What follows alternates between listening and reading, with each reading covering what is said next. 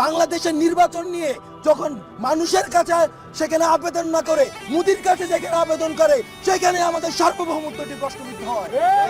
সুতরাং আমরা স্পষ্ট করে দিতে চাই, এই যে ইউএসএ তে বসে আপনি দেশের বিষয়ে সিদ্ধান্ত নেওয়ার আপনার কোনো ধরনের অধিকার নাই।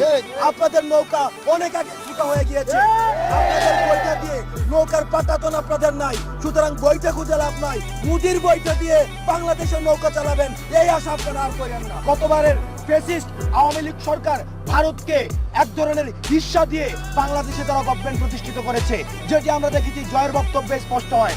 তারা গণবিমুখ হয়ে, তারা হচ্ছে মানুষ বিমুখ হয়ে, তারা হচ্ছে মুদিমুখী হয়েছে।